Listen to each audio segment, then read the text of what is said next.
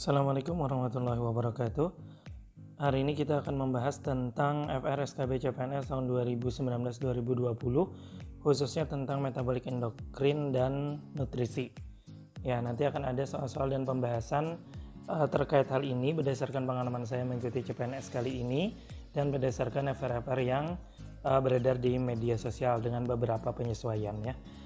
Bagi teman-teman yang merasa butuh akan video ini dan membutuhkan update, silakan subscribe, kemudian bunyikan loncengnya. Kemudian jika merasa terbantu silakan like, jika ada komen, tambahan atau diskusi silakan tuliskan di kolom komentar. Baik, selamat menyaksikan, semoga bermanfaat. Baik, yang pertama yaitu seorang anak usia 9 tahun datang dengan keluhan penurunan kesadaran, tercium bau seperti buah. Dari hasil pemeriksaan didapatkan GDS-nya 400 mg per desiliter. Pasien memiliki riwayat DM tipe 1 sejak 1 tahun yang lalu. Diagnosis yang tepat adalah A. Hipoglikemi, B. KAD, C. Hiperosmolar hiperglikemi, D. Epilepsi, dan D. Stroke, dan E. Epilepsi. Ya, dari soal ini kita dapatkan beberapa clue ya. Yang pertama dia anak 9 tahun, kemudian terdapat penurunan kesadaran ya. Terus ada bau seperti buah ya. Ini menandakan adanya biasanya untuk DM, kemudian GDS-nya lebih dari 400, ada bau seperti buah. Ini menandakan adanya keton ya. Ya. Kemudian pasien juga ada DM tipe 1. Sehingga dari soal ini jawaban yang paling tepat adalah ketoasidosis diabeticum ya, KAD. Ya, tadi kita temukan bahwasanya pasien DM tipe 1 kemudian GDS-nya tinggi. Kalau GDS-nya tinggi penurunan kesadaran ada 2 ya, bisa hiperosmolar atau KAD. Namun di sini ada GDS-nya juga tidak lebih dari 500. Kemudian juga ada bau seperti keton. Nah, ini perbedaan antara KAD dan SHH atau hiperosmolar hiperglikemi syndrome ya, atau KAHONG bahasa lainnya. Nah, kalau untuk KAD dia lebih dari 250, untuk SHH lebih dari 600 biasanya.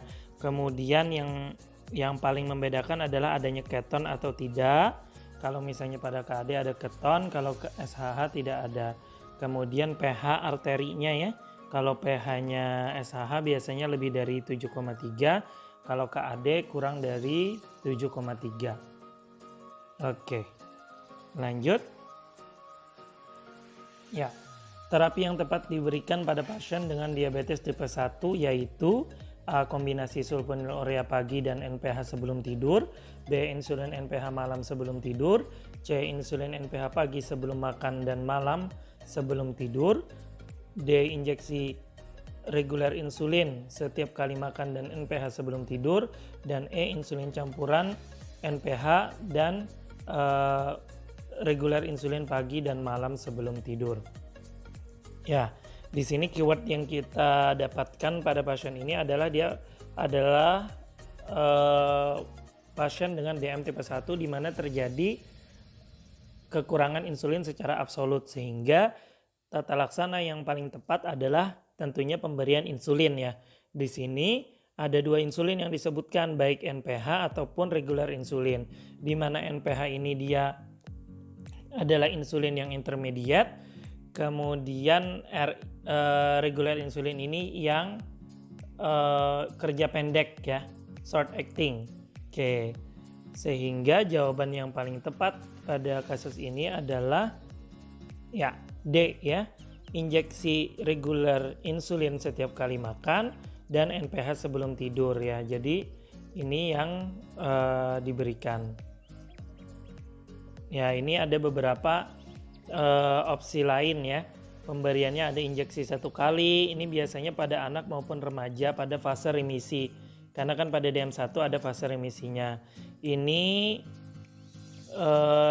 regimen insulin yang dapat digunakan adalah kerja menengah. Nah, ya salah satu contohnya adalah NPH ya.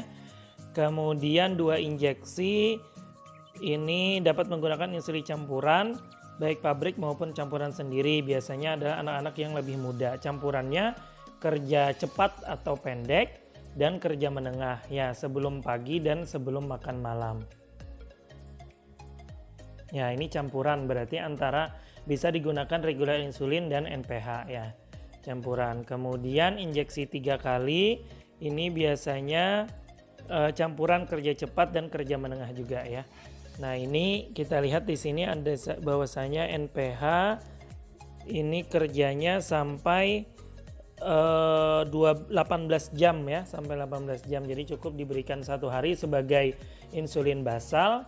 Kemudian regulernya itu bisa bertahan sampai 8 jam. Nah, jadi diberikan 3 kali sehari atau sebelum makan ya.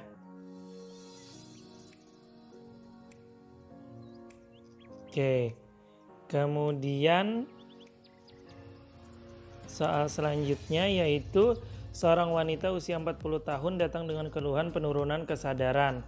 Terdapat bau keton disertai sesak napas. Dari hasil pemeriksaan didapatkan GDS-nya 500. Tata laksana yang tepat adalah A. Insulin.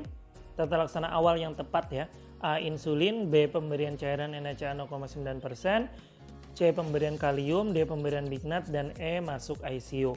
Ya, dari sini ini soalnya sama dengan yang sebelumnya ya. Keywordnya ada penurunan kesadaran, ada bau keton, dan GDS-nya 500. Sehingga diagnosis yang paling tepat adalah KAD. Ya. Nah, yang ditanyakan adalah tata laksana awal yang tepat. Sehingga jawaban yang paling benar adalah ya B. Dikasih cairan dulu ya. Nah, ini berdasarkan Perkeni tahun 2015. Di sini kita lihat dari jamnya ya. Jam 0 ke 1 itu pertama cuma diberikan NaCl ya, kemudian 1 ke 2 juga diberikan NaCl 2 kolov, kemudian di jam kedua baru diberikan insulin, kemudian koreksi KCl, kemudian koreksi Bignat jika butuh. Jadi tata laksana awalnya adalah pemberian NaCl 0,9% ya. Oke, baru di 1 atau 2 jam setelahnya baru diberikan insulin atau kalium dan Bignat jika butuh. Oke, lanjut. Kemudian seorang laki-laki yang merupakan seorang manajer sangat sibuk kerja dan sulit mengatur pola makan. Pasien memiliki penyakit DM dan rutin minum metformin. Dari hasil pemeriksaan HbA1c didapatkan hasil 8,3.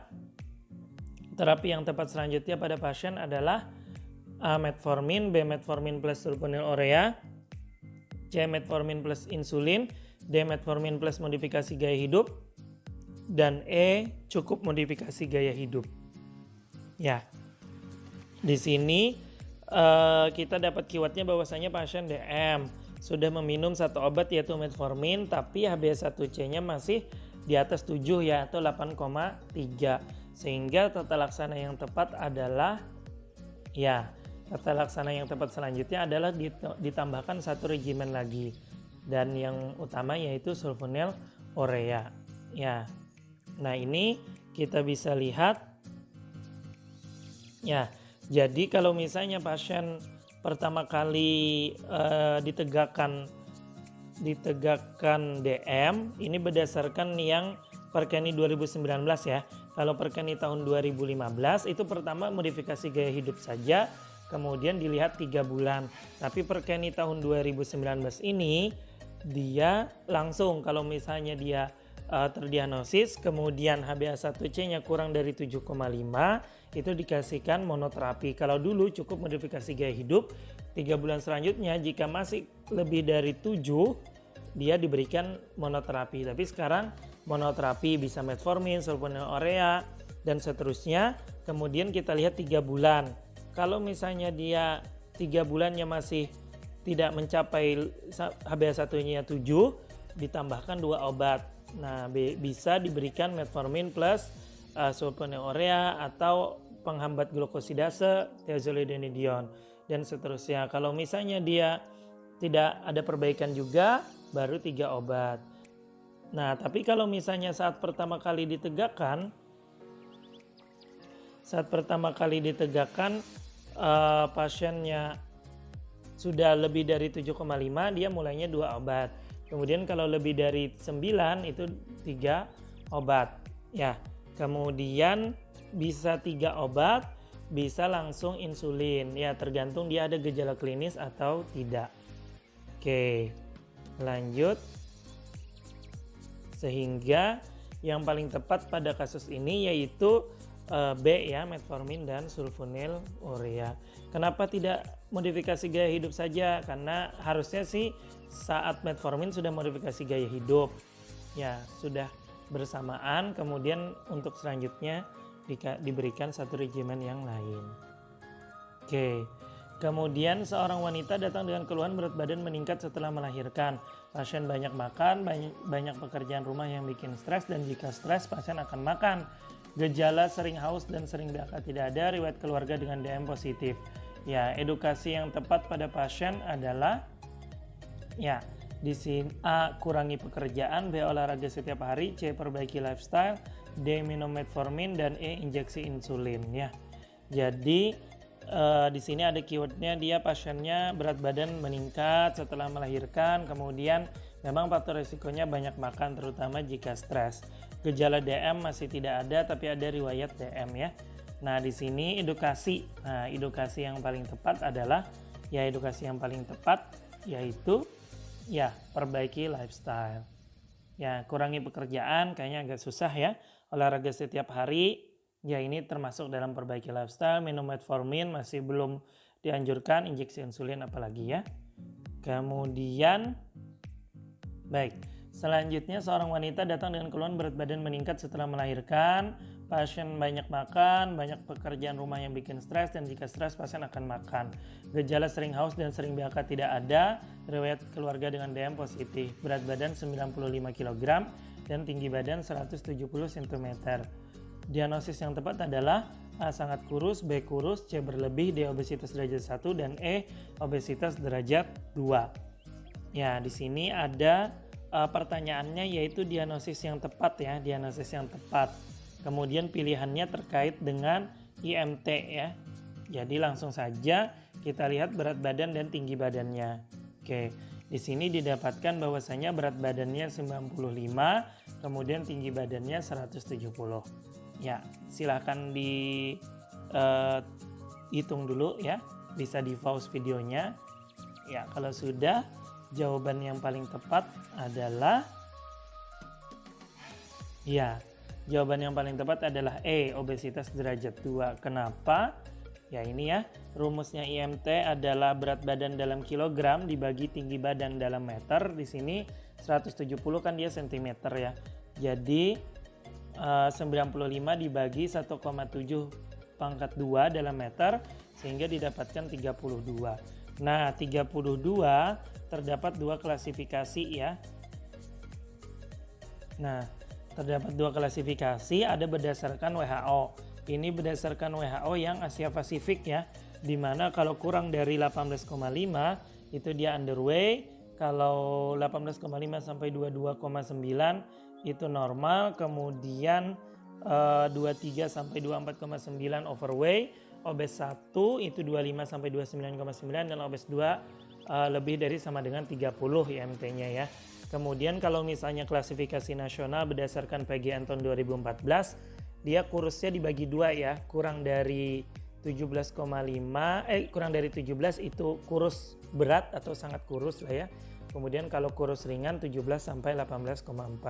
Normalnya dia 18,5 sampai 25 ya. Ini berdasar kalau dibandingkan dengan WHO berarti normal dan overweight masuk ke normal. Kemudian tidak ada overweight pada klasifikasi nasional, dia langsung obes. 25 sampai 27, 25,1 sampai 27 itu obes ringan, kemudian lebih dari 27 obes berat. Ya, sedangkan di sini pertanyaannya lebih ke klasifikasi WHO ya, obes grade 2. Tapi sama aja karena dia 32, ya berdasarkan WHO obes grade 2, kalau berdasarkan klasifikasi nasional dia gemuk berat. Ya, sehingga jawaban yang paling tepat adalah E. Oke, selanjutnya seorang anak datang ke puskesmas dengan keluhan berat badan tidak naik. Anak tampak kurus, rambut kemerahan seperti jagung, massa otot berkurang, lemak sukutan sangat sedikit, perut buncit, dan kaki bengkak.